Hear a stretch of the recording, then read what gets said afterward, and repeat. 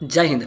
स्वागत है आप सभी का एसडीएम आर्ट्स क्लासेज में। तो कैसे हैं आप सब? उम्मीद करते हैं कि आप सब एकदम बढ़िया होंगे, मस्त होंगे, स्वस्थ होंगे और अपने पढ़ाई में व्यस्त होंगे। तो दोस्तों, आज की यह क्लास जो है वह हिस्ट्री का मॉडल शीट 2 है। इससे पहले हमने मॉडल शीट 1 करा दिया है। अगर आपने नहीं देखा है तो उसको जाकर डिस्क्रिप्शन में लिंक दिए होंगे, जाकर देख लीजिएगा। और यह जो क्लास है वह हिस्ट्री का मॉडल शीट 2 है, ठीक है ना। हमने आपसे बोला था कि कुल 5 मॉडल शीट देंगे और पाँचों मॉडल शीट से आपका पूरा कंप्लीट हो जाएगा। ए टू जेड कहीं से भी ऑब्जेक्टिव पूछ दे उसमें से कटने वाला नहीं है, ठीक है। एक भी नंबर बचने वाला नहीं है। तो यह हिस्ट्री का मॉडल शीट 2 है। और हमको उम्मीद भी है कि अगर आपने 1 देख भी लिया होगा, ठीक है ना। नहीं देखा तो उसको भी देख लीजिएगा। तो चलिए आज का हम हिस्ट्री के मॉडल शीट 2 को शुरुआत करते हैं। कुल 100 ऑब्जेक्टिव इसमें भी रहेंगे, ठीक है ना। सभी ऑब्जेक्टिव को देखते हैं कि कैसे कैसे ऑब्जेक्टिव है। आप लोग अच्छे से एक मीनार से सभी ऑब्जेक्टिव को ध्यान से सुनिए, आप लोग को याद हो जाएंगे, ठीक है। कान में हेडफोन लगा लीजिए। चलिए हम लोग अपने क्लास की ओर शुरू करते हैं, क्लास को बढ़ते हैं, देखते हैं कौन कौन से 100 ऑब्जेक्टिव है, ठीक है। चलिए देख लीजिए। आपके पहला प्रश्न आपको दिख रहा होगा स्क्रीन पर। पहला प्रश्न आपके स्क्रीन पर दिख रहा होगा। पहला प्रश्न क्या है, ध्यान से सुनिएगा, केवल प्रश्न सुनिएगा, ठीक है ना।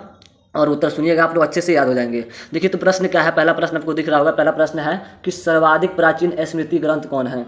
सर्वाधिक प्राचीन मतलब सबसे प्राचीन स्मृति ग्रंथ कौन है, ठीक है ना। ऑप्शन ए में दिया है नारद स्मृति, ऑप्शन बी में दिया है याज्ञवल्क्य स्मृति, ठीक है। ऑप्शन सी में दिया है मनु स्मृति, ऑप्शन डी में दिया है गौतम स्मृति। तो आप सबको मालूम होना चाहिए, ठीक है, कि जो सबसे प्राचीन स्मृति है, सबसे पुराना स्मृति वह कौन है, तो मनु स्मृति है। कौन है, मनु स्मृति में है। वैसे तो यह नया नया प्रश्न है, ठीक है ना, लेकिन जितने भी इसमें नए नए प्रश्न आएंगे उसको अच्छे से याद कर लीजिएगा, ठीक है। तो जो सबसे प्राचीन स्मृति कौन है, तो मनु स्मृति में है, मनु स्मृति है। ऑप्शन सी क्या हो जाएगा, इसका राइट उत्तर हो जाएगा। इससे भी जल्दी जल्दी हम लोग सभी ऑब्जेक्टिव प्रश्न को कंप्लीट करेंगे, ठीक है, समय ज़्यादा नहीं लेंगे। तो चलिए बढ़ते हैं अपने अगले ऑब्जेक्टिव प्रश्न की ओर। अगला ऑब्जेक्टिव प्रश्न क्या है, अगला प्रश्न है कि हिंदू परंपरा में मोक्ष की प्राप्ति का मार्ग क्या है। मोक्ष प्राप्त करने के लिए कौन कौन सी परंपरा है हिंदू धर्म में, ठीक है ना, हिंदू धर्म में। ऑप्शन ए में दिया है ज्ञान मार्ग, बहुत जरूरी है हिंदू धर्म के लिए, मोक्ष की प्राप्ति के लिए। ऑप्शन बी में दिया है कर्म, ये भी सही है। ऑप्शन सी में दिया है भक्ति, ये भी सही है। अर्थात आपका ऑप्शन डी क्या हो जाएगा, ऑप्शन डी इसका राइट उत्तर हो जाएगा। इनमें से सभी, ये जो सभी है तीनों क्या है जी, तो हिंदू परंपरा में मोक्ष की प्राप्ति है। अर्थात आपको तीनों काम करना होगा, ज्ञान भी लेना होगा, कर्म भी करना होगा और भक्ति भी करनी होगी, तो आपको मोक्ष की प्राप्ति हो जाएगी, ठीक है। तो इसका राइट उत्तर क्या हो जाएगा, ऑप्शन डी। ऑप्शन डी क्या हो जाएगा, इसका राइट उत्तर हो जाएगा। जिनका भी ऑप्शन डी है एकदम बढ़िया। आप लोग सभी प्रश्नों को अच्छे से याद करते चलिए। देखिए नेक्स्ट प्रश्न क्या है, अगला प्रश्न है कि इब्न बतूता जो है किस शासक के शासनकाल में भारत आया था। इब्न बतूता जो विदेशी यात्री था वह किसके काल में भारत आया था। तो सबको मालूम होना चाहिए कि इब्न बतूता जो है वह मोहम्मद बिन तुगलक, ठीक है ना, मोहम्मद बिन तुगलक के शासन काल में भारत आया था। तो आपका ऑप्शन ए क्या हो जाएगा, ऑप्शन ए करेक्ट उत्तर हो जाएगा। चलिए नेक्स्ट प्रश्न की ओर बढ़ते हैं। अगला प्रश्न है कि विजयनगर की स्थानीय स्मृति, ठीक है, सॉरी, मातृ देवी किसे कहता है, ठीक है ना। विजयनगर की स्थानीय मातृ देवी जो है वह कौन थी। मातृ देवी मतलब उनकी मातृभूमि जो उनकी देवी थी वह कौन थी। ऑप्शन ए में दिया है लक्ष्मी, ऑप्शन बी में दिया है पंपा देवी, ऑप्शन सी में दिया है शुभ दागरी, ऑप्शन डी में दिया है महानवमी। तो इसका राइट उत्तर क्या हो जाएगा, इसका राइट उत्तर हो जाएगा पंपा देवी, ठीक है ना। विजयनगर की स्थानीय जो मातृ देवी थी वह कौन थी, पंपा देवी थी। ऑप्शन बी क्या हो जाएगा, राइट उत्तर हो जाएगा। ये जितने सारे नए नए प्रश्न हैं अच्छे से याद कर लीजिएगा, ठीक है। इस जो प्रश्न है ना नए नए, इस बहुत ही इंपॉर्टेंट है, ठीक है ना। आपके नेक्स्ट बोर्ड एग्जाम में जो है 2024 वाला, उसमें आने का बहुत ज़्यादा संभावना है सभी प्रश्नों का। चलिए अगले प्रश्न को बढ़ते हैं। अगला प्रश्न क्या है कि कृष्ण स्वामी मंदिर का निर्माता कौन है। कृष्ण स्वामी मंदिर को किसने बनाया था जी, तो कृष्ण स्वामी मंदिर को किसने बनाया था, तो स्वयं कृष्णदेव राय ने बनवाया था। कौन बनाया था, कृष्णदेव राय, जो विजयनगर के महानतम सम्राट थे। कौन थे, विजयनगर के महानतम सम्राट कौन थे, तो कृष्णदेव राय। इन्होंने क्या बनाया था, तो कृष्ण स्वामी मंदिर बनवाया था। तो इसका राइट उत्तर क्या हो जाएगा, ऑप्शन ए इसका राइट उत्तर सही हो जाएगा, ठीक है। चलिए अगला प्रश्न है, 6वां प्रश्न है कि नवरत्न किसके दरबार में थे। यहाँ पर 4 ऑप्शन दिए हैं कि नवरत्न किसके दरबार में थे। ऑप्शन ए में दिया है अकबर, ऑप्शन बी में दिया है शेरशाह, ऑप्शन बी में दिया है हुमायूं, ऑप्शन डी में दिया है जहांगीर। तो सबको मालूम है या सबको मालूम भी होगा, सबको मालूम होना चाहिए कि जो नवरत्न थे वो किसके दरबार में थे, तो अकबर के दरबार में थे, ठीक है ना। 9 महारथी थे जिनको नवरत्न कहा गया था, ठीक है ना। तो नवरत्न किसके दरबार में थे, तो अकबर के दरबार में थे। या 4 ऑप्शन दिया गया, चारों ऑप्शन में से अकबर इसमें क्या हो जाएगा जी, अकबर राइट हो जाएगा, ठीक है ना। अकबर के दरबार में नवरत्न थे। एक और महाराजा था जिसके दरबार में नवरत्न थे, वह कौन था जी, नवरत्न तो अकबर के भी दरबार में थे। एक और कोई महाराजा था जिसके दरबार में भी नवरत्न थे, वह कौन था, तो वह था गुप्त काल के राजा। कौन थे, तो वह थे चंद्रगुप्त द्वितीय, अर्थात विक्रमादित्य के दरबार में भी नवरत्न रहते थे, ठीक है। इसको याद कर लीजिएगा, नवरत्न विक्रमादित्य के भी दरबार में रहते थे और अकबर के भी दरबार में रहते थे। तो इस प्रश्न के हिसाब से, इस ऑप्शन के हिसाब से क्या हो जाएगा, ऑप्शन ए सही हो जाएगा, ठीक है ना। अकबर के दरबार में नवरत्न रहते थे, ठीक है। चलिए अगला प्रश्न क्या है कि लक्ष्मीबाई की गोद लिए पुत्र का नाम क्या था। लक्ष्मीबाई ने जिस पुत्र को गोद लिया था उस पुत्र का नाम क्या था, ठीक है ना। तो सबको मालूम है कि इस पुत्र का, सबको मालूम ही होना चाहिए कि इस पुत्र का नाम क्या था जी, तो दामोदर राव था। क्या था, दामोदर राव उस पुत्र का नाम था। तो ऑप्शन सी क्या हो जाएगा, ऑप्शन सी या राइट उत्तर हो जाएगा। जितने सारे नए प्रश्न दिख रहे हैं अच्छे से याद कर लीजिएगा, बहुत इंपॉर्टेंट प्रश्न है सब। चलिए अगला प्रश्न क्या है कि विक्रमादित्य, ठीक है ना, विक्रमादित्य की उपाधि किस सम्राट को ग्रहण की थी, ठीक है ना। अभी हमने बताया था कि विक्रमादित्य किसे कहा जाता है जी, तो गुप्त काल के शासक थे कौन, चंद्रगुप्त द्वितीय। कौन थे, चंद्रगुप्त द्वितीय, जिनको क्या कहा जाता था, विक्रमादित्य के नाम से जाना जाता था। किस नाम से, विक्रमादित्य उनकी उपाधि थी। तो ऑप्शन बी क्या हो जाएगा, ऑप्शन बी इसका राइट उत्तर हो जाएगा, चंद्रगुप्त द्वितीय। यहाँ पर ध्यान रखिएगा, द्वितीय को कहा गया था, प्रथम को नहीं, द्वितीय को विक्रमादित्य के नाम से जाना जाता है। तो ऑप्शन बी क्या हो जाएगा, राइट उत्तर हो जाएगा। अगले प्रश्न को देखते हैं। तो अगला प्रश्न क्या करा है कि भारतीय उपमहाद्वीप की पहली सभ्यता का विकास कब हुआ, ठीक है ना। भारतीय उपमहाद्वीप की पहली सभ्यता का विकास हुआ, ठीक है ना। कहाँ पे हुआ है पहली सभ्यता का विकास, ऑप्शन ए में दिया है गोदावरी, ऑप्शन बी में दिया है गंगा के मैदान में, ऑप्शन सी में दिया है सिंधु के मैदान में, ऑप्शन डी में दिया है महानदी के मैदान में। तो पहली उपमहाद्वीप की सभ्यता कहाँ पर विकसित हुई थी, तो सबको मालूम है कि सिंधु घाटी सभ्यता, यानी सिंधु के मैदान के बीच, ठीक है ना। सिंधु के मैदान में, किसके, सिंधु के मैदान में, वहीं जो सिंधु घाटी सभ्यता है। तो ऑप्शन सी क्या हो जाएगा, ऑप्शन सी इसका राइट उत्तर हो जाएगा। चलिए नेक्स्ट प्रश्न की बात करते हैं कि हड़प्पा की बस्तियों की खुदाई की, ठीक है ना। हड़प्पा की बस्तियों की खुदाई इसमें से किसने किया था, ठीक है। ऑप्शन ए में क्या दिया है, ऑप्शन ए में दिया है sir John Marshall, option B में दिया है सर विलियम जोस, ऑप्शन सी में दिया है मार्टिन हिलियर, ठीक है। ऑप्शन डी में दिया है ए और सी दोनों, ठीक है। तो हड़प्पा की बस्ती की खुदाई किसने कराई थी, तो ऑप्शन ए में, ऑप्शन यहाँ पर डी दिया है कि ए और सी दोनों, ठीक है ना, सर जॉन मार्शल और मार्टिन हिलियर, ठीक है। तो ऑप्शन डी क्या हो जाएगा, इसका ऑप्शन डी राइट उत्तर हो जाएगा, ठीक है ना। हड़प्पा की बस्ती की बात कर रहा है, तो ऑप्शन डी क्या हो जाएगा, इसका राइट उत्तर हो जाएगा। वैसे भी अगर पूछेगा कि हड़प्पा नगर की खुदाई किसने कराया था, तो दयाराम स्वामी ने, और मोहनजोदड़ो की राखाल दास बनर्जी ने। यहाँ पर प्रश्न पूछा है कि हड़प्पा की बस्ती की खुदाई, तो इसका राइट उत्तर क्या हो जाएगा, ऑप्शन डी, ठीक है ना, सर जॉन मार्शल और मार्टिन हिलियर, ठीक है। तो ऑप्शन डी क्या हो जाएगा, इसका राइट उत्तर हो जाएगा। चलिए नेक्स्ट प्रश्न की बात करते हैं। अगला प्रश्न क्या है, ठीक है। अगला प्रश्न है कि मुद्रा राक्षस किसकी रचना है, ठीक है। मुद्रा राक्षस 11वां प्रश्न है कि मुद्रा राक्षस किसकी रचना है। तो सबको मालूम होना चाहिए कि मुद्रा राक्षस किसकी रचना है जी, तो कौटिल्य की तो है ही नहीं, विशाख दत्त किसकी रचना है, विशाख दत्त की रचना है। किसकी रचना है, मुद्रा राक्षस विशाख दत्त की रचना है। ऑप्शन बी क्या हो जाएंगे, ऑप्शन बी इसका राइट उत्तर हो जाएगा। चलिए नेक्स्ट प्रश्न की बात करते हैं कि वेदों की कुल संख्या कितनी है। कितनी इंपोर्टेंट प्रश्न, बहुत इंपॉर्टेंट, बहुत बेस्ट, एकदम वेरी इंपॉर्टेंट प्रश्न है कि वेदों की संख्या कितनी है। हर बार प्रश्न पूछता है यह कि वेदों की कुल संख्या कितनी है। तो सबको मालूम होना चाहिए, बच्चे को मालूम होना चाहिए कि वेदों की कुल संख्या कितनी है, तो 4 है। कितनी है, 4 है। ऑप्शन ए क्या हो जाएगा, ऑप्शन ए इसका राइट उत्तर हो जाएगा। चलिए अगले प्रश्न की बात करते हैं कि अशोक किस वंश का शासक था। कितना इंपॉर्टेंट प्रश्न है। अशोक जो था वह किस वंश का शासक था, नंद वंश, मौर्य वंश, गुप्त वंश या चोल वंश। तो सबको मालूम है कि अशोक वंश जो है वह किसका शासक था जी, तो मौर्य वंश का शासक था। बिंबिसार का पुत्र था, बिंदुसार का पुत्र था, ठीक है ना, और चंद्रगुप्त मौर्य का पोता था। तो अशोक जो है किसका शासक था, किस काल के, तो मौर्य वंश। तो ऑप्शन बी क्या हो जाएंगे, ऑप्शन बी इसका राइट उत्तर हो जाएंगे। आप लोग सभी प्रश्नों को ध्यान से सुनते चलिए, प्रश्न का उत्तर देते चलिए, आपको रिवीजन भी होता चले, ठीक है। चलिए अगला प्रश्न क्या है कि राजतरंगिणी के लेखक कौन है। राजतरंगिणी के लेखक कौन है जी, पतंजलि तो होंगे नहीं, वारभट्ट में नहीं है, विशाख दत्त में नहीं थे, कौन थे, तो राजतरंगिणी के जो लेखक है वह कलहड़ है। कौन है, कलहड़ है। ऑप्शन डी क्या हो जाएगा, ऑप्शन डी इसका राइट उत्तर हो जाएगा। चलिए नेक्स्ट प्रश्न की बात करते हैं कि पतंजलि के महाभाष्य से हमें किसकी जानकारी मिलती है, ठीक है ना। पतंजलि जो है उनका जो महाभाष्य है, ठीक है ना, पतंजलि जी ने उन्होंने लिखा है महाभाष्य को। महाभाष्य को किसने लिखा है, पतंजलि ने, ठीक है ना। तो इस महाभाष्य में, ठीक है, किसकी जानकारी मिलती है, महाभाष्य में किसकी जानकारी मिलती है, गुप्त काल की तो होगा नहीं, मौर्य काल की भी नहीं होगा, प्राग मौर्य काल की। किसकी, प्राग मतलब होता है प्राचीन, प्राचीन मौर्य काल की, ठीक है। तो ऑप्शन सी क्या हो जाएगा, ऑप्शन सी इसका राइट उत्तर हो जाएगा। केवल मौर्य काल नहीं, प्राग मौर्य काल की, ठीक है। पतंजलि के महाभाष्य से जानकारी मिलती है, ऑप्शन सी क्या हो जाएगा, इसका राइट उत्तर हो जाएगा।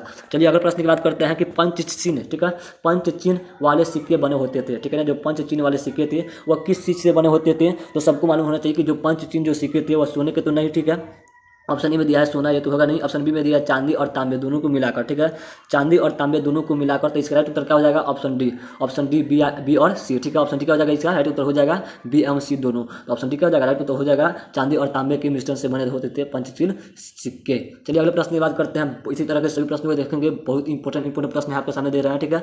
चलिए अगला प्रश्न क्या है कि महाभारत की रचना किस भाषा में हुई थी। वेरी इंपॉर्टेंट प्रश्न कि महाभारत जो है वह किस भाषा में लिखी गई है, महाभारत किस भाषा में लिखी गई है। तो ऑप्शन ए में दिया है संस्कृत, बी में दिया है पाली, सी में प्राकृत, ऑप्शन डी में दिया है हिंदी। तो सबको मालूम होना चाहिए कि जो महाभारत है वह संस्कृत भाषा में लिखा गया है। किस भाषा में, संस्कृत भाषा में लिखा गया है। ऑप्शन ए क्या हो जाएंगे, राइट उत्तर हो जाएंगे। और किसने लिखा है, महाभारत की रचना किसने की है जी, महाभारत की रचना किसने की है, तो महर्षि वेद व्यास जी ने की है। किसने की है, महर्षि वेद व्यास जी ने की है संस्कृत भाषा में, ठीक है। चलिए अगले प्रश्न की बात करते हैं। अगला प्रश्न क्या है, 18 नंबर की महाभारत में गंगापुत्र के नाम से किसे जाना जाता है। बहुत इंपॉर्टेंट प्रश्न है कि गंगापुत्र किसे कहा जाता है जी। आपने अगर महाभारत देखा होगा, सुना होगा, फिर कहीं पढ़ा भी होगा, तो सबको मालूम होना चाहिए कि जो महाभारत में गंगापुत्र थे उनको किसको कहा जाता था, तो पितामह भीष्म को कहा जाता था। किसको, भीष्म को। किसको जी, भीष्म को गंगापुत्र के नाम से जाना जाता था। भीष्म को गंगापुत्र के नाम से जाना जाता था। तो ऑप्शन बी क्या हो जाएंगे, ऑप्शन बी इसका राइट उत्तर हो जाएंगे। चलिए अगले प्रश्न की बात करते हैं कि महर्षि व्यास, ठीक है ना, महर्षि वेद व्यास उनको बोला जाता है। महर्षि वेद व्यास द्वारा उत्पन्न संतान थी, ठीक है ना, व्यास द्वारा, जो महर्षि व्यास द्वारा यानी वेद व्यास द्वारा उत्पन्न संतान थी, ठीक है ना, मतलब वो तो महर्षि थे, उनका मालूम होना चाहिए, ठीक है ना, कि उनसे उनसे 3 संतान हुए थे। कितने? 3 संतान हुए थे महर्षि वेदव्यास से, ठीक है। पहला पांडु हुए थे, दूसरा धृतराष्ट्र हुए थे, तीसरा विदुर हुए थे, चौथा जो है इनमें से सभी है। तो इसका राइट उत्तर क्या हो जाएगा? इनमें से सभी, ठीक है ना। इसका राइट उत्तर क्या हो जाएगा? इनमें से सभी। ये तीनों क्या थे जी? इन्हीं के पुत्र थे महर्षि वेदव्यास के, जिन्होंने महाभारत की रचना की है, ठीक है। तो इन्हीं के क्या है, ये तीनों क्या है जी? बेटे हैं। आप लोग सोच रहे होंगे भाई महर्षि जो है या मतलब ऋषि जो है उनसे भी पुत्र हो सकते हैं, पुत्र होते हैं। तो बात सही है एकदम, उनका भी पुत्र थे, ठीक है ना। 3 पुत्र थे। कहानी बहुत लंबी है, कहानी अभी बताएंगे नहीं, ठीक है। बस इतना मान लीजिए कि ये तीनों क्या थे? इन्हीं के पुत्र थे। तो ऑप्शन डी क्या हो जाएगा? इसका राइट उत्तर हो जाएगा, ठीक है। ऑप्शन डी क्या हो जाएगा? इसका राइट उत्तर हो जाएगा। चलिए अगले प्रश्न की बात करते हैं। 20वां प्रश्न है कि ऋग्वेद के पुरुष सूक्त में सर्वप्रथम किस वर्ण का उल्लेख मिलता है? जो ऋग्वेद का पुरुष सूक्त है, ठीक है ना, पुरुष सूक्त, उसमें किस वर्ण का उल्लेख किया गया है? 4 वर्ण होते हैं, ब्राह्मण, क्षत्रिय, वैश्य और शूद्र, 4 वर्ण है ना। तो उस चारों वर्ण में सबसे पहले किस ठीक है ना वर्ण का उल्लेख किया गया है? किस में? तो ऋग्वेद के पुरुष सूक्त में। किसका किया गया है जी? तो ऑप्शन डी, शूद्र का। किसका? शूद्र का वर्णन किया गया है। ऑप्शन डी क्या हो जाएगा? इसका राइट उत्तर हो जाएगा, शूद्र का वर्णन किया गया है ऋग्वेद के पुरुष सूक्त में। चलिए अगले प्रश्न की बात करते हैं। त्रिपिटक का साहित्य, त्रिपिटक साहित्य है किसका? किससे संबंधित है जी? बहुत इंपोर्टेंट प्रश्न। त्रिपिटक साहित्य किससे संबंधित है? तो सबको मालूम होना चाहिए कि जो त्रिपिटक साहित्य है वो 3 टुकड़ियों का तीन टुकड़ों है, जिसमें पुस्तक रखी जाती है। और किससे संबंधित है? तो बौद्ध धर्म से संबंधित है। किससे? बौद्ध धर्म से। तो बच्चा जानता होगा, जो भी पढ़ा होगा, ठीक है। तो इसका राइट उत्तर क्या हो जाएगा? ऑप्शन बी क्या हो जाएगा? इसका राइट उत्तर हो जाएगा। चलिए अगले प्रश्न की बात करते हैं कि हीनयान और महायान संप्रदाय किस धर्म से संबंधित है? बहुत इंपोर्टेंट प्रश्न है। हीनयान महायान किस धर्म से संबंधित है? ऑप्शन ए में दिया जैन, बी में बौद्ध, सी में हिंदू और डी में सिख।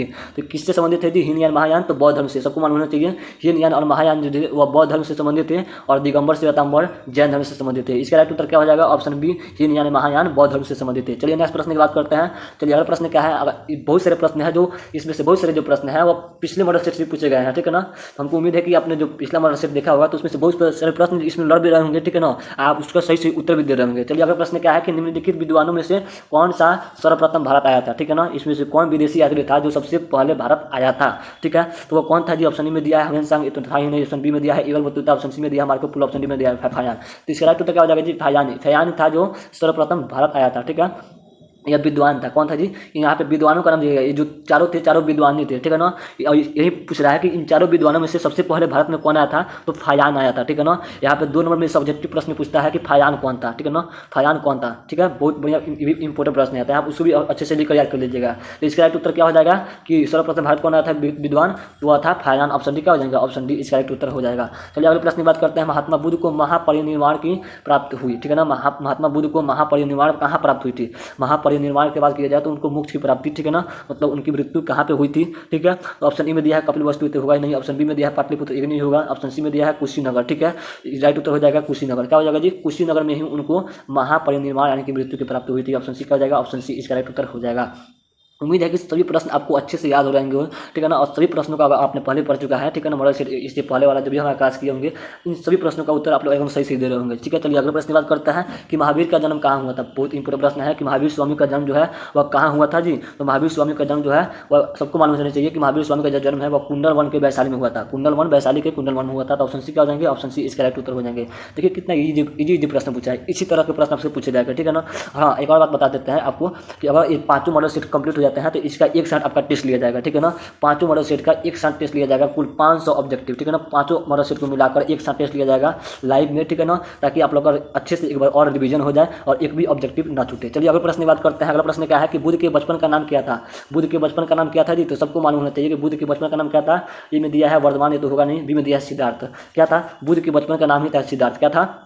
सिद्धार्थ था। बुद्ध के बचपन का नाम सिद्धार्थ था। तो ऑप्शन बी क्या हो जाएगा? ऑप्शन बी इसका राइट उत्तर हो जाएंगे। और जो देवदत्त था उसका भाई था बुद्ध के, ठीक है ना। बुद्ध के भाई कौन थे? तो देवदत्त थे, ठीक है। कौन थे? देवदत्त थे। बुद्ध के बचपन का नाम सिद्धार्थ था। चलिए अगले प्रश्न की बात करते हैं कि जैन धर्म के 24वें तीर्थंकर कौन थे, ठीक है ना। तीर्थंकर का अर्थ होता है गुरु, ठीक है ना। तीर्थंकर का क्या होता है? गुरु होता है। तो जैन धर्म के 24वें तीर्थंकर कौन थे जी? तो सबको मालूम होना चाहिए कि जैन धर्म के जो 24वें तीर्थंकर थे, ठीक है ना, तीर्थंकर या फिर अंतिम भी कह सकते हैं, अंतिम तीर्थंकर, तो वह कौन थे? महावीर स्वामी। कौन थे? महावीर स्वामी थे जैन धर्म के 24वें या फिर अंतिम तीर्थंकर। तो इसका राइट उत्तर क्या हो जाएगा? ऑप्शन डी इसका राइट उत्तर हो जाएगा, ठीक है। और जो 23वें थे वह थे पार्श्वनाथ। 23वें कौन थे? पार्श्वनाथ थे। चलिए अगले प्रश्न की बात करते हैं। अगला प्रश्न क्या है कि इबन बतूता किस देश की निवासी था, ठीक है ना। किस देश का निवासी था? इबन बतूता जो विदेशी यात्री था वह कहाँ से आया था? किस देश से आया था विदेशी यात्री? तो कहाँ से आया था जी? मिस्र तो होगा नहीं, पुर्तगाल दिया है ऑप्शन बी में, ये भी नहीं होगा। मोरक्को। कहाँ से आया था? बिल्कुल इसका उत्तर क्या हो जाएगा? ऑप्शन सी इसका राइट उत्तर हो जाएगा। मोरक्को से आया था। इबन बतूता कहाँ से आया था? मोरक्को से आया था। ऑप्शन सी इसका राइट उत्तर हो जाएंगे। नेक्स्ट प्रश्न की बात करते हैं। 29वां प्रश्न है कि भारत की जिन 3 भाषाओं के ग्रंथों से, ठीक है ना, भारत की जिन 3 भाषाओं की बात कर रहा है, 3 भाषाओं के ग्रंथों के अरबी भाषा में हुए अनुवादों से अल बरूनी परिचित था, वह थी। मतलब जो अल बरूनी जो था वह भारत की 3 भाषाओं के बारे में जानता था, ठीक है ना, 3 भाषाओं के बारे में जानता था। वो कौन सी 3 भाषाएं थी, ठीक है ना। ऑप्शन ए में दिया है संस्कृत, पाली, प्राकृत। बिल्कुल सही, यही इसका राइट उत्तर हो जाएगा, ठीक है ना। संस्कृत, पाली और प्राकृत, इस तीनों भाषाओं से क्या था जी, तो परिचित है। कौन, अल बरूनी। तो इसका राइट उत्तर क्या हो जाएगा, ऑप्शन ए, ठीक है ना। ऑप्शन ए इसका राइट उत्तर हो जाएगा। अच्छे से याद कर लीजिएगा, संस्कृत, पाली और प्राकृत। चलिए नेक्स्ट प्रश्न की बात करते हैं। तीसरा प्रश्न है कि इब्न बतूता की यात्रा, ठीक है ना, इब्न बतूता की जो भारत यात्रा थी वह जिस शताब्दी से संबंधित मानी जाती है वह थी। मतलब इब्न बतूता जो है और भारत कब आया था, इब्न बतूता शाब्दिक अर्थ में समझिए तो इब्न बतूता जो है वह भारत कब आया था। तो इब्न बतूता भारत कब आया था जी, 11वीं शताब्दी में, नहीं बिल्कुल नहीं, 12वीं शताब्दी में, ये भी नहीं होगा, 14वीं शताब्दी में। कब आया था इब्न बतूता जो था वह भारत कब आया था, तो 14वीं शताब्दी में आया था। ऑप्शन सी क्या हो जाएगा, ऑप्शन सी इसका राइट उत्तर हो जाएंगे। चलिए नेक्स्ट प्रश्न की बात करते हैं कि किताब उल रहला या फिर रहला, ऐसे पूछ लेगा, किताब उल रहला भी पूछ सकता है या फिर रहला भी पूछ सकता है, किसकी रचना है। किताब उल रहला या फिर रहला किसकी यात्रा वृत्तांत है जी, तो सबको मालूम होना चाहिए कि किताब उल रहला जो है वह इब्न बतूता की, किसकी, इब्न बतूता की यात्रा वृत्तांत है। तो ऑप्शन सी क्या हो जाएंगे, ऑप्शन सी इसका राइट उत्तर हो जाएंगे। चलिए नेक्स्ट प्रश्न की बात करते हैं। अगला नंबर प्रश्न है 32 नंबर की, यात्रियों का राजकुमार किसे कहा जाता है। बहुत इंपॉर्टेंट, वेरी इंपॉर्टेंट प्रश्न है कि यात्रियों का राजकुमार किसे कहा जाता है। किसे कहा जाता है जी, ऑप्शन ए में दिया है फायान, ऑप्शन बी में दिया है ह्वेनसांग, ऑप्शन सी में दिया है अल बरूनी, ऑप्शन डी में दिया है इब्न बतूता। तो यात्रियों का फैयान जो है वो किसे कहा जाता है, तो यात्रियों का फैयान ह्वेनसांग को कहा जाता है। किसको कहा जाता है, ह्वेनसांग को कहा जाता है। ऑप्शन बी क्या हो जाएंगे, ऑप्शन बी इसका राइट उत्तर हो जाएंगे। चलिए नेक्स्ट प्रश्न की बात करता है कि उत्तर भारत में भक्ति आंदोलन का आरंभ जो है किस संत ने किया था। उत्तर भारत में, भारत तो है, ठीक है ना, दक्षिण भारत को नहीं बताया, उत्तर भारत में, ठीक है ना, ऊपर वाले जो अपनी हिस्सा है, जो बिहार है, नेपाल है, इन सब में भक्ति आंदोलन की जो शुरुआत है वह किसने किया था, ठीक है ना। भक्ति आंदोलन की शुरुआत किसने किया था, तो सबको मालूम होना चाहिए कि उत्तर भारत में भक्ति आंदोलन की जो शुरुआत किए थे वह रामानंद ने किए थे। किसने किए थे, रामानंद ने किए थे। ऑप्शन सी क्या हो जाएंगे, ऑप्शन सी इसका राइट उत्तर हो जाएंगे। चलिए नेक्स्ट प्रश्न की बात करते हैं। अगला नंबर प्रश्न है कि जगन्नाथ का शाब्दिक अर्थ क्या होता है। जगन्नाथ, ठीक है ना, जगन्नाथ का शाब्दिक अर्थ क्या होता है, ठीक है। तो जगन्नाथ का अर्थ होता है शाब्दिक अर्थ संपूर्ण विश्व का स्वामी। क्या होता है, संपूर्ण विश्व का स्वामी। तो इसका राइट उत्तर क्या हो जाएगा, राइट उत्तर ऑप्शन ए सही हो जाएगा। चलिए नेक्स्ट प्रश्न की बात करते हैं। अगला नंबर प्रश्न है कि निजामुद्दीन औलिया किस सूफी सिलसिले से संबंधित है। निजामुद्दीन जो औलिया था वो किस सूफी सिलसिले से संबंधित है। ऑप्शन ए में दिया है चिश्ती, तो इसका राइट उत्तर क्या हो जाएगा, ऑप्शन ए ही सही हो जाएगा, चिश्ती से, ठीक है ना। चिश्ती सूफी सिलसिले से संबंधित था निजामुद्दीन औलिया, ठीक है, राइट उत्तर ऑप्शन ए सही हो जाएंगे। चलिए नेक्स्ट प्रश्न की बात करते हैं कि कबीर के शिष्य थे, कबीर के शिष्य इनमें से कौन थे, ठीक है। इनमें से कबीर के शिष्य कौन थे। ऑप्शन ए में दिया है रामानुज, ये तो थे ही नहीं। ऑप्शन बी में दिया है नानक, ऑप्शन सी में दिया है रामानंद, ऑप्शन सी में क्या दिया है रामानंद। इसका राइट उत्तर क्या हो जाएगा, ऑप्शन सी रामानंद। कबीर के शिष्य कौन थे, तो रामानंद थे। ऑप्शन सी इसका राइट उत्तर हो जाएंगे, जिन्हें उत्तर भारत का, ठीक है ना, भक्ति आंदोलन का शुरुआत किया था उत्तर भारत में। चलिए अगले प्रश्न की बात करते हैं कि निम्न में महिला रहस्यवादी संत थी। महिला रहस्यवादी संत कौन थी, ठीक है ना, जो रहस्यमयी थी, ठीक है ना, महिलाओं में, ठीक है। ऑप्शन ए में दिया है अंडाल, ऑप्शन बी में दिया है कराइकल, ऑप्शन सी में दिया है रबिया, ठीक है ना, ऑप्शन डी में दिया है मीराबाई। तो जो इसमें रहस्यवादी जो संत थी, रहस्यवादी वो कौन थी, तो रबिया थी। कौन थी, रबिया थी। ऑप्शन सी क्या हो जाएगा, ऑप्शन सी इसका राइट उत्तर हो जाएगा। चलिए नेक्स्ट प्रश्न की बात करते हैं कि औरंगजेब का संबंध किस सूफी सिलसिले से था। जो औरंगजेब था वह किस सूफी सिलसिले से संबंधित था। ऑप्शन ए में दिया है चिश्ती, ऑप्शन बी में दिया है सुरावदी, ऑप्शन सी में दिया है कादरी, ऑप्शन डी में दिया है नक्शबंद। तो इसका राइट उत्तर क्या हो जाएगा, 38 का राइट उत्तर हो जाएगा ऑप्शन डी, ठीक है ना। जो औरंगजेब था वह नक्शबंद सूफी सिलसिले से संबंधित था। ऑप्शन डी क्या हो जाएगा, ऑप्शन डी इसका राइट उत्तर हो जाएगा। सभी जितने नए नए प्रश्न दिख रहेंगे ना, एकदम अच्छे से उसको याद कर लीजिएगा, लिख लीजिएगा उसको, नहीं तो इस क्लास को एक बार और कर लीजिएगा ताकि अच्छे से आपका रिवीजन हो जाए, ठीक है ना। बता देता है कि जो नए नए प्रश्न है बहुत इंपॉर्टेंट है आपके नेक्स्ट बोर्ड में आने के लिए, 2024 में आने के लिए। अगला प्रश्न क्या है कि 2.5 दिन की झोपड़ा जो है, 2.5 दिन की झोपड़ी का निर्माण किसने करवाया था। 2.5 दिन की झोपड़ी का निर्माण किसने कराया था जी, तो सबको मालूम होना चाहिए कि कुतुबुद्दीन ऐबक। किसने कराया था, कुतुबुद्दीन ऐबक ने कराया था। ऑप्शन सी क्या हो जाएगा, ऑप्शन सी यहाँ पर राइट उत्तर हो जाएगा। यहाँ पे केवल ऐबक लिखा है, ठीक है ना, उसका पूरा नाम था कुतुबुद्दीन ऐबक। इसका राइट उत्तर हो जाएगा ऑप्शन सी, 2.5 दिन का झोपड़ा कुतुबुद्दीन ऐबक ने बनाया था। नेक्स्ट प्रश्न की बात करते हैं कि विजयनगर साम्राज्य में, ठीक है ना, विजयनगर की स्थापना के समय दिल्ली का सुल्तान कौन था। जब विजयनगर साम्राज्य की स्थापना हुई तो उस समय दिल्ली के गद्दी पर कौन विराजमान था जी, तो सबको मालूम होना चाहिए कि उस समय दिल्ली के जो गद्दी था उस पर मोहम्मद बिन तुगलक विराजमान था। कौन था, मोहम्मद बिन तुगलक उस समय उसका सुल्तान बना था। तो ऑप्शन ए क्या हो जाएंगे, ऑप्शन ए इसका राइट उत्तर हो जाएंगे। चलिए नेक्स्ट प्रश्न की बात करते हैं कि निम्न में से कौन पुर्तगाली यात्री है, ठीक है ना। निम्न में से पुर्तगाली यात्री कौन है, ठीक है ना। पुर्तगाली यात्री मतलब जो पुर्तगाली था वो कौन है निम्न में से। ऑप्शन ए में दिया है एडुआर्दो बारबोसा, ये भी था, ठीक है ना। ऑप्शन डी में दिया है डोमिंगोस पेरिस, और ये भी था, ये भी पुर्तगाली नहीं था। ऑप्शन सी में दिया है फर्नाओ नूनेज, ये भी पुर्तगाली था। तो इसका राइट उत्तर क्या हो जाएगा, राइट उत्तर हो जाएगा ऑप्शन सी, ऑप्शन डी क्या हो जाएगा, ऑप्शन डी इसका राइट उत्तर हो जाएगा। ये तीनों क्या थे, तो पुर्तगाली यात्री थे। चलिए नेक्स्ट प्रश्न की बात करते हैं कि अकबरनामा की रचना किसने किया है। बहुत इंपोर्टेंट प्रश्न है। अकबरनामा किसने लिखा था, तो स्वयं अबुल फजल ने लिखा था। किसने लिखा था, अबुल फजल ने लिखा था। बार बार प्रश्न पूछा जाता है, ठीक है ना। ये जो प्रश्न है बार बार रिपीट होता है, अच्छे से इसको याद कर लीजिएगा। तो अकबरनामा किसने लिखा है, अबुल फजल ने लिखा है। ऑप्शन डी क्या हो जाएगा, ऑप्शन डी इसका राइट उत्तर हो जाएगा। यहाँ पे एक और प्रश्न पूछता है, अकबरनामा ना देखकर इति भी पूछ सकता है, आईन अकबरी, ठीक है ना। अकबरनामा ना देखकर आईन अकबरी भी पूछ सकता है कि आईन अकबरी जो है वह किसकी रचना है, तो स्वयं अबुल फजल की ही रचना है, ठीक है। चलिए नेक्स्ट प्रश्न की बात करते हैं कि बाबर के संस्मरण का मूलतः सही नाम एवं भाषा ठीक है। बाबर के संस्मरणों का मूलतः सही नाम एवं भाषा ठीक है ना। मतलब किस भाषा का, ठीक है ना, किस भाषा में है बाबर का जो संस्मरण है। ऑप्शन ए में दिया है तुजुक ए बाबरी, जो तुर्की भाषा में है। ऑप्शन ए क्या हो जाएगा, ऑप्शन ए ही इसका सही उत्तर हो जाएगा। बाबर ने क्या लिखा था, तुजुक ए बाबरी लिखा था, ठीक है ना, जो किस भाषा में है, तो तुर्की भाषा में है। तो ऑप्शन ए क्या हो जाएगा, ऑप्शन ए ही इसका राइट उत्तर हो जाएगा। चलिए नेक्स्ट प्रश्न की बात करते हैं कि रब्बी फसल किस ऋतु में बोई जाती है, ठीक है। ये तो ज्योग्राफी का प्रश्न लग रहा है, लेकिन हिस्ट्री में पूछा है कि जो रबी फसल है वह किस ऋतु में बोई जाती है जी। तो सबको मालूम होना चाहिए कि रबी फसल जो है वह बसंत ऋतु में बोई जाती है। किस ऋतु में, बसंत ऋतु में। तो ऑप्शन ए क्या हो जाएगा, ऑप्शन ए इसका राइट उत्तर हो जाएगा। चलिए नेक्स्ट प्रश्न की बात करते हैं कि अकबर ने टोडरमल को दीवान ए अशरफ कब नियुक्त किया था। अकबर ने टोडरमल को दीवान ए अशरफ, ठीक है ना, दीवान ए अशरफ द्वारा नियुक्त किया था, मतलब ये पद होता है, ठीक है ना। वह कब किया था, तो कब किया था जी, तो 1882 में किया था, सॉरी 1582 में। कब, 1582 में। तो ऑप्शन ए क्या हो जाएगा, ऑप्शन ए इसका राइट उत्तर हो जाएगा। चलिए नेक्स्ट प्रश्न की बात करते हैं कि किस ग्रंथ में बाबर से लेकर अकबर के काल तक का इतिहास मिलता है। बाबर से लेकर अकबर के काल तक का, ठीक है ना। बाबर कौन था जी, अकबर का, तो उसका दादा था, ठीक है। अकबर का बेटा, अकबर का क्या था, दादा था। और उसका पिता कौन था, हुमायूं, बाबर, अकबर, हुमायूं, जहांगीर, शाहजहां, औरंगजेब, ये सब क्या थे, एक ही खानदान के थे। तो यहीं पर प्रश्न पूछा है कि बाबर से लेकर, ठीक है ना, अकबर के काल तक का इतिहास किस में मिलता है। तो सबको मालूम होना चाहिए, वो जो मिलता है वो अकबरनामा में मिलता है। किस में मिलता है, अकबरनामा में मिलता है। इसका राइट उत्तर क्या हो जाएगा, ऑप्शन बी इसका राइट उत्तर हो जाएंगे। चलिए नेक्स्ट प्रश्न की बात करते हैं। 47वां प्रश्न आपको दिख रहा होगा, ठीक है। 47वां प्रश्न क्या कर रहा है कि आईन अकबरी के अनुसार भूमि को कितने भागों में बांटा गया था, ठीक है ना। आईन अकबरी है जो जिसने अबुल फजल ने जिसको लिखा है, उसमें भूमि को कितने भागों में बांटा गया है। तो सबको मालूम होना चाहिए कि आईन अकबरी में भूमि की जो है वह 4 भागों में बांटा गया था। कितने भागों में, 4 भागों में बांटा गया था। ऑप्शन सी क्या हो जाएगा, ऑप्शन सी इसका राइट उत्तर हो जाएंगे। चलिए नेक्स्ट प्रश्न की बात करते हैं। 48वां प्रश्न है कि जहांगीर का शासनकाल कब से कब तक था। जहांगीर, ठीक है ना, जहांगीर कौन था जी, जहांगीर कौन था, तो अकबर का बेटा था। उसका शासनकाल कब से कब तक था। तो सबको मालूम चाहिए कि जो जहांगीर का शासनकाल था वो अकबर की मृत्यु के बाद ही होगा, अर्थात अकबर की मृत्यु कब हुआ था, 1605 में। तो 1605 से ही उसका शासनकाल शुरू हुआ होगा। तो इसका राइट उत्तर क्या हो जाएगा, ऑप्शन डी यहाँ पे दिया है, ठीक है ना, 1605 से 1627, ठीक है। अकबर मरा 1605 में, उसके बाद उसका बेटा ही शासन करेगा। तो इसका राइट उत्तर क्या हो जाएगा, ऑप्शन डी 1605 से 1627। चलिए नेक्स्ट प्रश्न बात करते हैं। अगला प्रश्न है कि निम्नलिखित में अकबर किस पर आधारित अधिकार नहीं कर सका।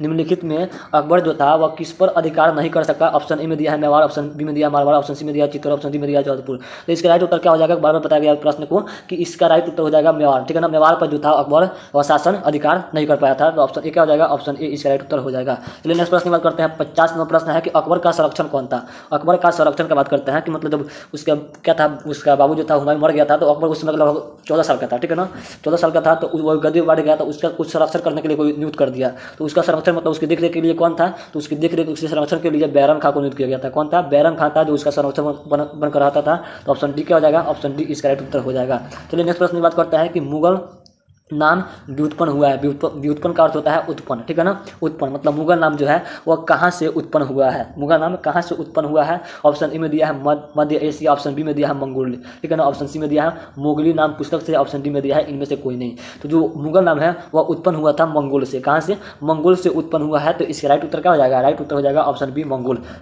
चलिए नेक्स्ट प्रश्न की बात करता है। औरंगजेब का देहांत कब हुआ। औरंगजेब जो था उसका देहांत कब हो गया, ठीक है ना। मुगल काल का अंतिम सबसे महान शासक, ठीक है ना, अंतिम है या अंतिम महान शासक है, ठीक है ना। इसकी जो मृत्यु है वह कब हुई थी, तो औरंगजेब का जो मृत्यु हुआ था वह 1707 में हुआ था। कब हुआ था, 1707 में हुआ था। तो ऑप्शन बी क्या हो जाएगा, ऑप्शन बी इसका राइट उत्तर हो जाएगा। चलिए नेक्स्ट प्रश्न की बात करता है कि बुलंद दरवाजा जिस स्थान पर है वह है अर्थात कि बुलंद दरवाजा कहाँ है, बुलंद दरवाजा जो है वह कहाँ स्थित है। ऑप्शन ए में दिया है आगरा, बी में दिया है फतेहपुर, ऑप्शन सी में दिया है फतेहनगर, ऑप्शन डी में दिया है फिरोजपुर। तो जो बुलंद दरवाजा है वह कहाँ स्थित है, बुलंद दरवाजा जो है वह फतेहपुर सीकरी में स्थित है। तो ऑप्शन बी क्या हो जाएगा, ऑप्शन बी इसका राइट उत्तर हो जाएगा, बुलंद दरवाजा फतेहपुर सीकरी में स्थित है। नेक्स्ट प्रश्न की बात करते हैं, बादशाहनामा किसने लिखी है। बहुत इंपोर्टेंट प्रश्न है कि बादशाहनामा जो है वह किसने लिखी है। तो बादशाहनामा जो है वह अब्दुल हामिद लाहौरी ने लिखी है। किसने लिखा है, अब्दुल हामिद लाहौरी ने लिखा है बादशाहनामा को, अब्दुल हामिद लाहौरी। ऑप्शन सी क्या हो जाएगा, ऑप्शन सी इसका राइट उत्तर हो जाएगा। यहाँ पे एक और प्रश्न आता है, ठीक है, कि अकबरनामा किसने लिखी है। तो अबुल फजल ने, अकबरनामा अबुल फजल, बादशाहनामा ठीक है ना अब्दुल हामिद लाहौरी, ठीक है। हुमायूंनामा किसने लिखा, तो गुलबदम बेगम। एक और है बाबरनामा, तो स्वयं बाबर ने। इन चारों को अच्छे से नोट कर लीजिएगा, अच्छे से याद कर लीजिएगा। चलिए नेक्स्ट प्रश्न की बात करता है कि दरबार में अभिवादन करने का तरीका जो है निम्न में से कौन था, ठीक है ना। अकबर काल के समय में, ठीक है ना, अभिवादन करने का मतलब जैसे मान लीजिए कि हमारे हिंदू धर्म में, जैसे कि अभी हिंदू परंपरा में जो है वहाँ पे हम लोग प्रणाम बोलते हैं, ठीक है ना। किसी को अभिवादन करने के लिए बोलते हैं, प्रणाम बोलते हैं, उसके पैर छूते हैं। उसी प्रकार जो था वह मुगल काल में कौन कौन से तरीका था अभिवादन करने का, ठीक है ना, मतलब नमस्कार करने का, प्रणाम करने का। ऑप्शन ए में दिया है कार्निश, ऑप्शन बी में दिया है सजदा, ऑप्शन सी में दिया है बायोपियोस, ठीक है। ऑप्शन डी में दिया है इनमें से सभी। तो इसका राइट उत्तर हो जाएगा इनमें से सभी। ये जो सभी का था जी, तो मुगल काल में, ठीक है ना, ये सभी का था अभिवादन करने का एक तरीका था। तो ऑप्शन डी क्या हो जाएगा, ऑप्शन डी इसका राइट उत्तर हो जाएगा। चलिए नेक्स्ट प्रश्न की बात करते हैं कि गुलबदम बेगम कौन थी। जो गुलबदम बेगम थी वह कौन थी जी।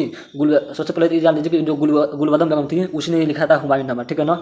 जो हुमायूंनामा जो है, हुमायूं की क्या थी, बहन थी, ठीक है ना। तो हुमायूंनामा लिखा था उसने गुलबदम बेगम ने। वहीं पर पूछा है कि गुलबदम बेगम आखिर थी कौन। ऑप्शन ए में दिया है नर्तकी, ठीक है ना। ऑप्शन बी में दिया है गायकी, ऑप्शन सी में दिया है लेखिका, ऑप्शन डी में दिया है नायिका। तो इसका राइट उत्तर क्या हो जाएगा, वह एक लेखिका थी। क्या थी, लेखिका थी। हुमायूंनामा लिखी थी अर्थात की लेखिका थी। क्या थी, लेखिका थी। ऑप्शन सी क्या हो जाएगा, ऑप्शन सी इसका राइट उत्तर हो जाएगा। नेक्स्ट प्रश्न है कि मुगल प्रशासन में जिले को किस नाम से जाना जाता था।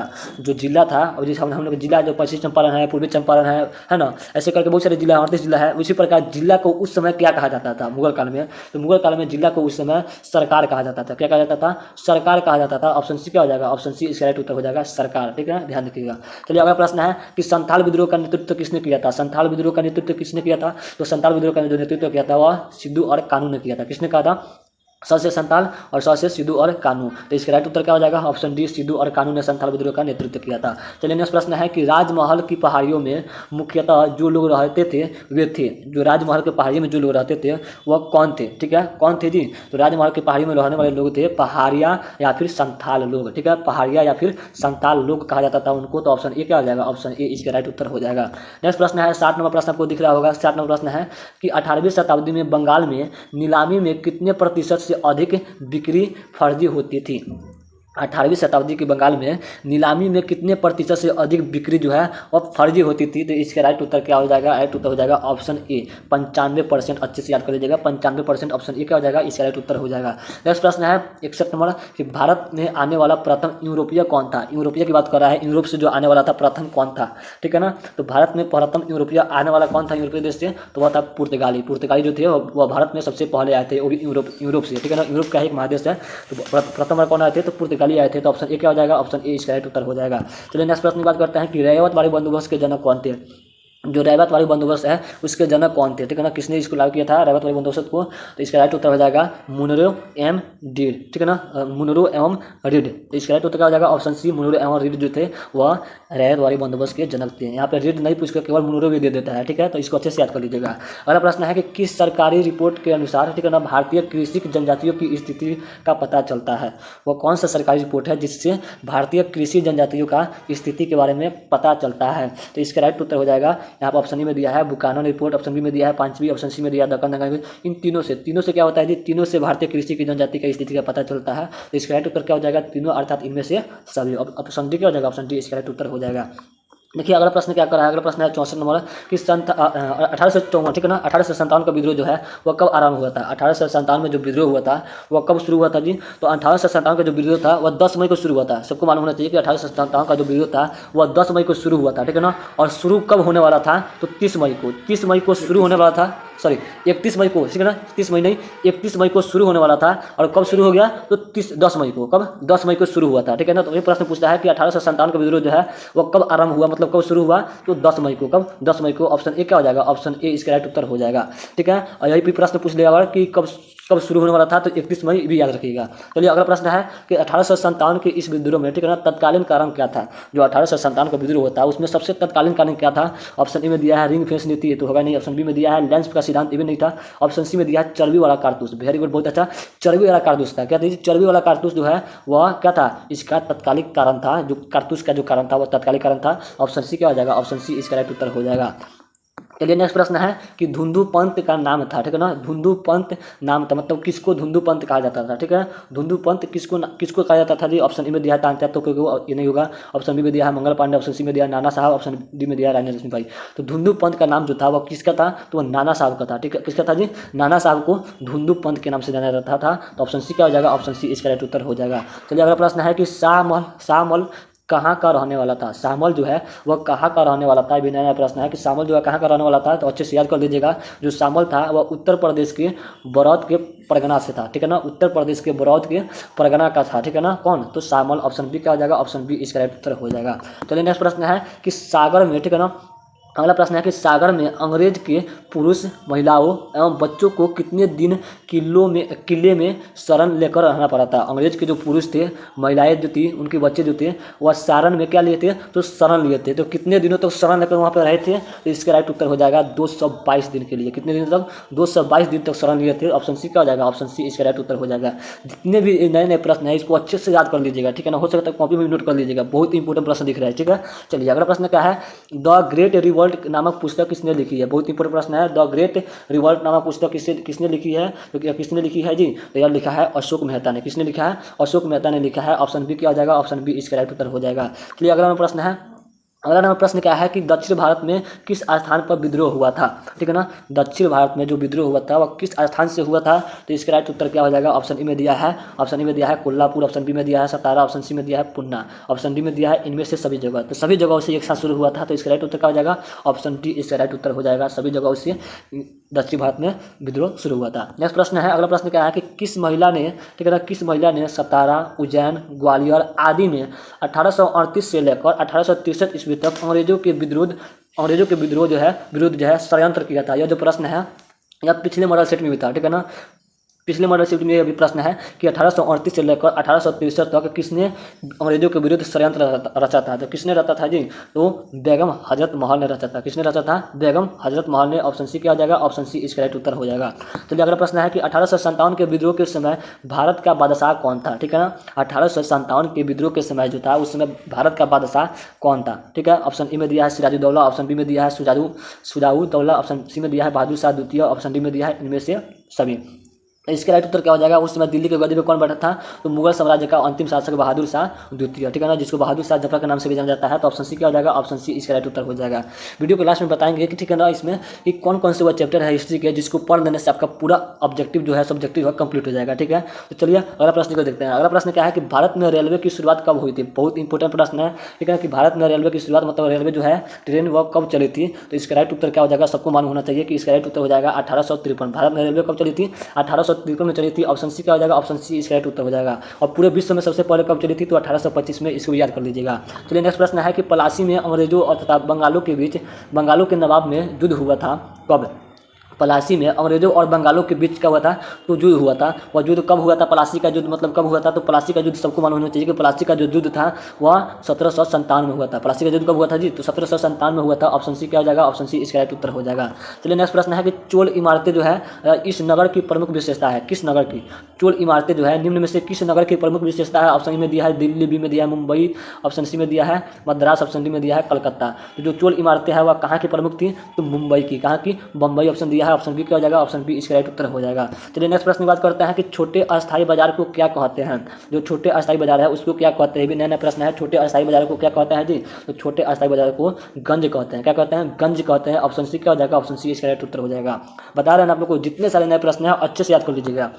चलिए अगला प्रश्न है कि 1919 के अधिनियम को क्या कहा जाता है। जो 1919 का अधिनियम है उसको क्या कहा जाता था, तो इसको अच्छे से रख लीजिएगा कि 1919 के अधिनियम को मार्टेऊ, ठीक है ना, चेम्सफोर्ड सुधार एक्ट के नाम से जाना जाता था, ठीक है ना, मार्टेऊ चेम्सफोर्ड सुधार एक्ट के नाम से जाना जाता था। ऑप्शन सी क्या हो जाएगा, ऑप्शन सी इसका राइट उत्तर हो जाएगा। चलिए नेक्स्ट प्रश्न है कि सविनय अवज्ञा आंदोलन कब हुआ था। तो सबको मालूम होना चाहिए कि जो सविनय अवज्ञा आंदोलन है वो कब शुरू हुआ था। तो कब शुरू हुआ था जी, तो सविनय अवज्ञा आंदोलन जो है वो 1930 में शुरू हुआ था। कब शुरू हुआ था, 1930 में शुरू हुआ था। ऑप्शन सी क्या हो जाएगा, इसका राइट उत्तर हो जाएगा।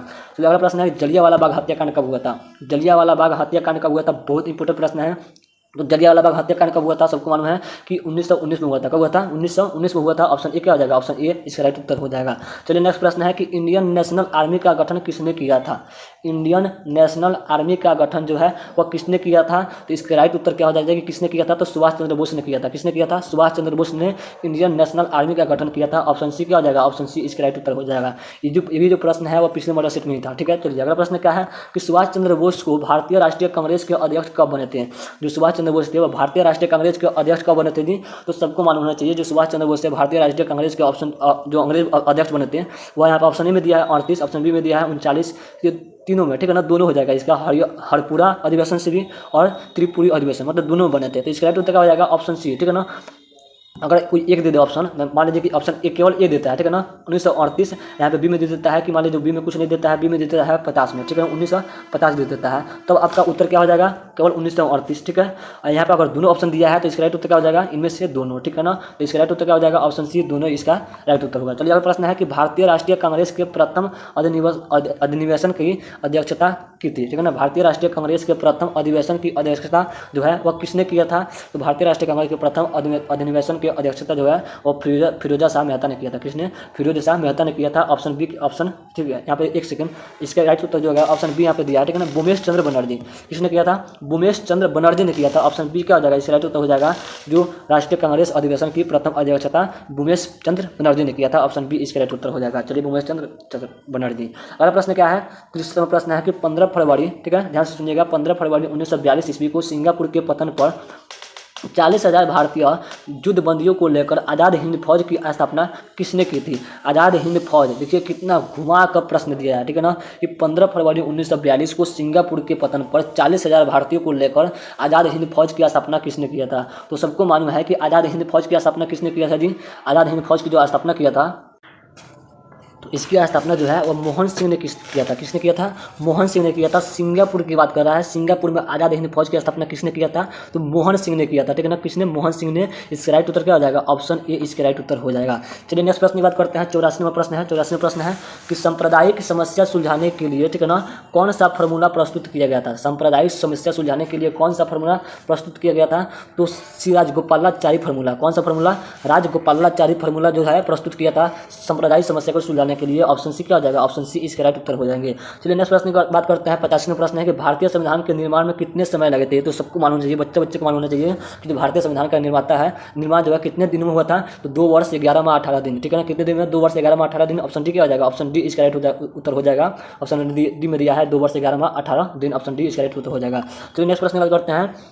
86वां प्रश्न है कि भारतीय राष्ट्रीय कांग्रेस की पहली महिला अध्यक्ष कौन थी, ठीक है ना। भारतीय राष्ट्रीय कांग्रेस जो पार्टी है उसकी पहली महिला अध्यक्ष की बात कर रहा है, तो पहली महिला अध्यक्ष जो है वो कौन थी, तो पहली महिला अध्यक्ष जो थी वह थी एनी बेसेंट। कौन थी, एनी बेसेंट थी। ऑप्शन ए क्या हो जाएगा, ऑप्शन ए इसके राइट उत्तर हो जाएंगे। चलिए नेक्स्ट प्रश्न की बात करते हैं कि स्वतंत्रता प्राप्ति से पूर्व भारत में अंतिम आम चुनाव हुए थे, ठीक है ना। स्वतंत्रता प्राप्ति होने से पहले, मतलब जब हमें स्वतंत्रता मिली 1947 में, उससे पहले भारत में अंतिम बार आम चुनाव जो है वह कब हुआ था, तो वह हुआ था दिसंबर 1945 में, ठीक है ना, दिसंबर और जनवरी के बीच 1945 में हुआ था। तो ऑप्शन ए क्या हो जाएगा, ऑप्शन ए इसका राइट उत्तर हो जाएगा। चलिए नेक्स्ट प्रश्न की बात करते हैं कि संविधान सभा के संचालन समिति के अध्यक्ष कौन थे। संविधान सभा के संचालन की बात कर रहा है तो कौन थे, तो सबको मालूम है कि संविधान सभा के जो अध्यक्ष थे, ठीक है, वो कौन थे, तो डॉक्टर राजेंद्र प्रसाद थे, ठीक है। ऑप्शन ए क्या हो जाएगा, ऑप्शन ए इसका राइट उत्तर हो जाएगा। संविधान सभा के संचालन समिति के अध्यक्ष डॉक्टर राजेंद्र प्रसाद थे। अगला प्रश्न है कि 1895 ईस्वी की स्वराज विधेयक किसके निर्देशन में तैयार किया गया, ठीक है। 1995 में स्वराज विधेयक जो है वह किसके निर्देशों पर तैयार किया गया था, तो इसका राइट उत्तर हो जाएगा बाल गंगाधर तिलक के। किसके, बाल गंगाधर तिलक के। अच्छे से रख लीजिए सभी प्रश्नों को। ऑप्शन सी क्या हो जाएगा, ऑप्शन सी इसका राइट उत्तर हो जाएगा। चलिए नंबर प्रश्न है कि संविधान सभा का गठन जो है वह कैबिनेट मिशन के अंतर्गत किस वर्ष हुआ? संविधान सभा के गठन कब हुआ था? तो इसके राइट उत्तर क्या हो जाएगा जी? सबको मालूम होना चाहिए कि जो संविधान सभा का जो गठन हुआ था, ऑप्शन इसका सी क्या हो जाएगा? ऑप्शन सी राइट उत्तर हो जाएगा 1946 में। संविधान सभा का जो गठन हुआ था वह कब हुआ था? 1946 में हुआ था। ऑप्शन सी क्या हो जाएगा? इसका राइट उत्तर हो जाएगा। चलिए नेक्स्ट प्रश्न की बात करते हैं। अगला प्रश्न है 91 नंबर प्रश्न है कि निम्नलिखित में किसका प्रकाशन जो है अबुल कलाम आजाद ने किया था? अबुल कलाम आजाद ने किसका प्रकाशन किया था? तो सबको मालूम होना चाहिए। जो प्रश्न है जो पिछले मॉडल सेट में पूछा गया है, ठीक है। तो अबुल कलाम आजाद का जो प्रकाशन है किसने किया था? तो अल हिलाल का किया था। किसका किया था? अल हिलाल का जो प्रकाशन है वो अबुल कलाम आजाद ने किया था। तो ऑप्शन बी क्या हो जाएगा? इसका राइट उत्तर हो जाएगा। चलिए नेक्स्ट प्रश्न बात करते हैं कि तुम मुझे खून दो मैं तुम्हें आज़ादी दूंगा। यह नारा जो है वह जो कथन है यह किसने दिया था? यह भी नारा भी है कि तुम मुझे खून दो मैं तुझे आज़ादी दूंगा। तो यह जो नारा है वह किसने दिया था? तो सबको मालूम होना चाहिए कि यह जो नारा है वह सुभाष चंद्र बोस ने दिया था। किसने दिया था? सुभाष चंद्र बोस ने दिया था कि तुम मुझे खून दो मैं तुम्हें आज़ादी दूंगा। तो ऑप्शन डी क्या हो जाएगा? राइट उत्तर हो जाएगा। चलिए अगला प्रश्न है कि मोहनदास करमचंद को महात्मा बनाया गया था। मोहनदास करमचंद गांधी जो है उनको महात्मा के नाम से जाना जाता है, महात्मा गांधी कहा जाता है। तो ये महात्मा की जो उपाधि है वह कहाँ से मिली है? ठीक है, महात्मा की उपाधि कहाँ से मिली है? तो ये कहाँ से लौट के आए थे जी भारत में? तो दक्षिण अफ्रीका से। कहाँ गए थे? दक्षिण अफ्रीका में गए थे। तो इसके राइट उत्तर ही क्या हो जाएगा? दक्षिण अफ्रीका। ठीक है ना, दक्षिण अफ्रीका में ही इन्होंने बहुत बड़े बड़े काम किए जिससे इनको महात्मा की उपाधि प्राप्त हुई। ठीक है, तो ऑप्शन सी क्या हो जाएगा? ऑप्शन सी इसका राइट उत्तर हो जाएगा। चलिए नेक्स्ट प्रश्न है कि दूसरा गोलमेज सम्मेलन जो है वह लंदन में आयोजित हुआ था कब? दूसरा गोलमेज जो सम्मेलन हुआ था वह लंदन में कब हुआ था? तो इसका राइट उत्तर क्या हो जाएगा? 1931 में हुआ था। कब हुआ था? 1931 में हुआ था। ऑप्शन बी क्या हो जाएगा? इसका राइट उत्तर हो जाएगा। चलिए अगला प्रश्न है 95 नंबर प्रश्न है साइमन कमीशन भारत कब आया था? बहुत इंपॉर्टेंट प्रश्न है कि साइमन कमीशन जो है भारत कब आया था? तो सबको मालूम होना चाहिए कि साइमन कमीशन जो है वह 1928 में भारत आया था। कब आया था? 1928 में भारत आया था। ऑप्शन बी क्या हो जाएगा? इसका राइट उत्तर हो जाएगा। जितने भी सन दिख रहे हैं अच्छे से याद कर लीजिएगा। सन वाले कोई प्रश्न जितने भी है इसको अच्छे से कॉपी में नोट करके याद कर लीजिएगा। चलिए अगला प्रश्न है कि महात्मा गांधी दक्षिण अफ्रीका से भारत वापस आए थे कब? ठीक है ना, वही प्रश्न पूछ दिया है कि महात्मा गांधी जो है भारत में दक्षिण अफ्रीका, यहाँ पर प्रश्न पूछा कि नहीं कि दक्षिण अफ्रीका में गए थे, वहीं पे उनको महात्मा की उपाधि मिली थी। तो इनकी जो है उपाधि मिली थी दक्षिण अफ्रीका में।